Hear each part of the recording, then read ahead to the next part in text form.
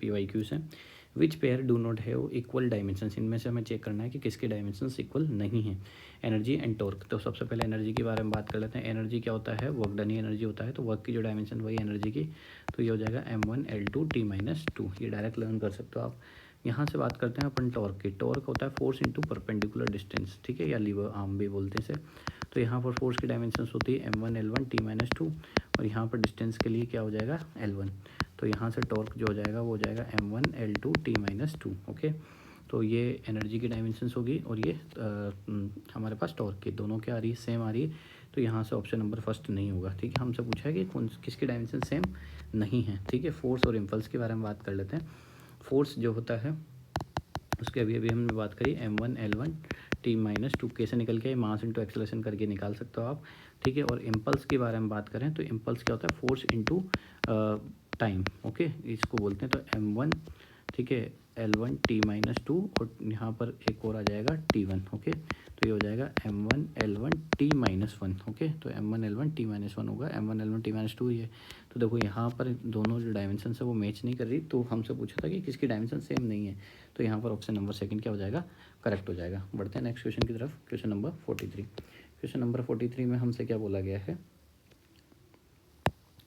Question number 43 में हमसे बोला गया the dimensional constant, the dimensions of Planck constant equal to that of energy. देखो प्लैंक कांस्टेंट जो है इसको h से रिप्रेजेंट करते हैं, और ये डायमेंशंस कई बार पढ़ी हुई है, तो इसके लिए इसको आप ऐसे निकाल सकते हो, E=h न्यू, ये आपने फॉर्मूला पढ़ा होगा, ठीक है। तो यहाँ पर E=hf भी बोल सकते हो, h न्यू और f एक ही चीज़ है, f मतलब फ्रीक्वेंसी होता है यहाँ पर। तो यहाँ से h निकालना है, तो E बाई क्या हो जाएगा f, और E क्या है यहाँ पर हमारे पास एनर्जी है।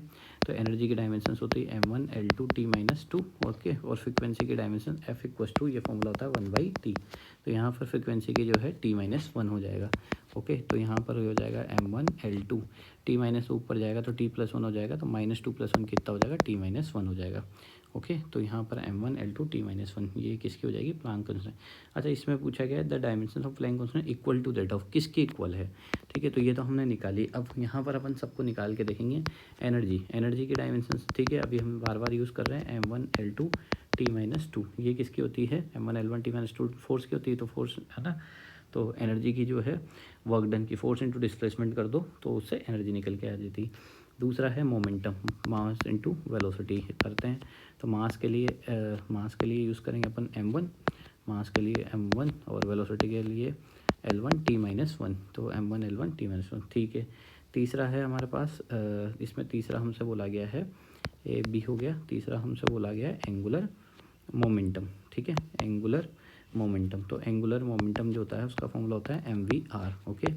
यहाँ पर एंगुलर मोमेंटम जो है उसका फॉर्मूला क्या होता है, mvr। तो m1 वेलोसिटी के लिए L1T-1, और यहाँ पर वापस L1 यूज़ करेंगे, तो m1L2T-1, ठीक है। तो इनमें से m1L2T-1, देखो ये मैच कर रहा है यहाँ पे m1L2T-1, m1L2T-1। तो ये जो तीसरा ऑप्शन है वो क्या हो जाएगा, करेक्ट हो जाएगा, ठीक है, एंगुलर मोमेंटम के साथ हमारे पास, ठीक है, इसका आंसर जाएगा। नेक्स्ट देखते हैं क्वेश्चन नंबर 44 में क्या बोला गया हमसे, the dimensions of universal gravitational constant. ये देखो सबसे ज़्यादा बार पूछा गया क्वेश्चन है, ठीक है। तो देखो इसको सभी जनरली बच्चे किससे निकालेंगे, फटाफट देखते हुए, F=G m1m2/r², पर ये थोड़ा सा टाइम कंज्यूमिंग होगा, इसलिए आप यूज़ करो स्मॉल g कैपिटल M/r²। तो यहाँ से कैपिटल G की डायमेंशंस निकालना, तो small g into r² capital M कर सकते हो। यहाँ से हमें कैपिटल G की चाहिए, तो स्मॉल g क्या होता है, मीटर पर सेकंड स्क्वायर, तो मीटर पर सेकंड स्क्वायर, तो L1T-2 हो जाएगा।